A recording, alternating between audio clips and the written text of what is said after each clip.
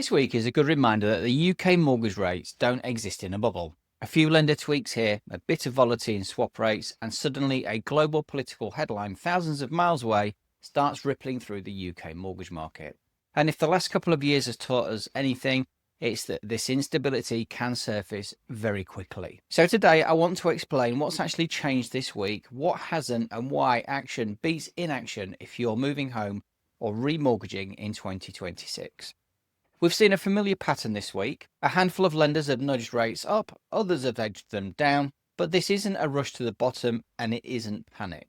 This is all about fine-tuning pricing at specific loan-to-value bands, managing application volumes, and quietly working towards lending targets. In short, lenders are staying competitive, but they're not chasing headlines. Now, if you'd like up-to-date notifications on when lenders do change rates, then please do follow me on Instagram and keep an eye on my stories where I share rate changes on a daily basis. I've put my profile on the screen for you to take a look at. Now, swap rates are continuing to fluctuate day by day. There was a brief wobble earlier this week following political noise out of the US after President Trump announced potential tariffs on the UK and Europe, which were all tied to the Greenland issue. Once those threats were walked back, markets did quickly settle. But the key takeaway is that swap rates remain sensitive but broadly consistent. As far as lenders are concerned, this means that they still have room to maneuver, but pricing isn't immune to sudden shocks, hence the fluctuations that I mentioned in relation to the mortgage rate changes this week. So lender changes, and this is where the most meaningful developments are happening this week. First up, we've got Nationwide. Now, they've extended their higher loan-to-income options, allowing some borrowers to access income multiples of up to 6 times salary. That's a significant boost for professionals, home movers, and borrowers with strong, stable incomes. And it reinforces a wider trend. Lenders are now backing quality borrowers once again. Second, we've got LendInvest, who have made some genuinely borrower-friendly policy changes. For residential mortgages, they now no longer class missed communications or utility payments as adverse credit. They'll accept 100% of base pay for 0-hour contract workers with a 12-month history, and they will allow the sale of the mortgage property as a repayment vehicle for interest-only mortgages, providing there's at least £250,000 of equity. These are practical changes that open the doors for people who would have previously been excluded, so good news there. Moving on to job wages and employment. So the latest labour market data is mixed, and that does matter for mortgages because employment stability underpins mortgage confidence. So here's the numbers. Unemployment has edged up to 5.1%.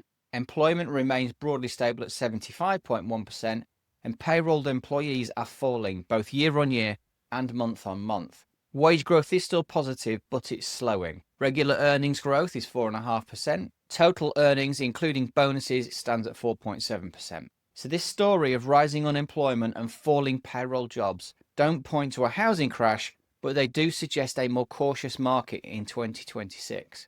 The upside is that weaker economic momentum strengthens the case for lower interest rates over time. That should gradually improve affordability, even if confidence takes longer to return. In short, steadier prices, cautious lending, and a market that rewards preparation rather than optimism is what 2026 is all about. But lenders will remain selective. Moving on to inflation, this has ticked up again, unfortunately. CPI rose from 3.2 to 3.4% in December, and that's the first increase in the last 6 months. And core inflation is holding steady at 3.2%, while services inflation has nudged higher to 4.5%. Now, this doesn't derail the broader disinflation story. It is still expected to hit 2% target later this year, but it does explain why rate cuts won't be rushed, and it does put the Bank of England in a tricky position. Do they stick or twist with their rate decision at the next meeting on the 5th of February? I'd love to hear your thoughts on this, so please do let me know below. Moving on to the last bit of data in this section, house prices and transactions. So ONS data this week shows that monthly house prices are up 0.3% and annual growth is settled at 2.5%, with the average UK property now being worth £271,000. Transactions are up nearly 8% year on year, with the North East leading price growth at 6.8%. Now, this isn't a boom, but it is a stable, functioning market, and with stock levels at the highest they have been for some time, it does suggest that we are firmly sat in a buyer's market. So for those of you that are looking to get on the property ladder and those of you wanting to move up the property ladder, now could be the right time. So what does this mean for you? So, as far as homeowners and remortgagers are concerned, lender choice is improving, policy flexibility is increasing, and timing and preparation matter more than chasing rate predictions.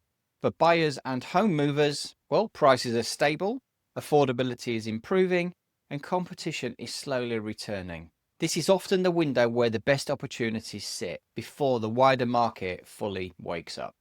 So, global politics can and does influence UK mortgage pricing. Whether it's inflation, swap markets, or geopolitical headlines, volatility can appear quickly and without warning. So, if you need a mortgage this year, burying your head in the sand just isn't a strategy. Action is always going to be inaction. So, if you're remortgaging in the next 6 to 12 months, planning to move home, or looking to stretch affordability sensibly, now is the time to review your options. When stable prices and improving affordability align, the market usually tends to get busier, and pricing rarely improves after that point. This market rewards preparation, not prediction. So, if you want to understand your borrowing position, your lender options, and how to protect yourself against sudden changes, my advice is always to start planning early. But as always, seek proper advice, and I'll see you next week. Take care.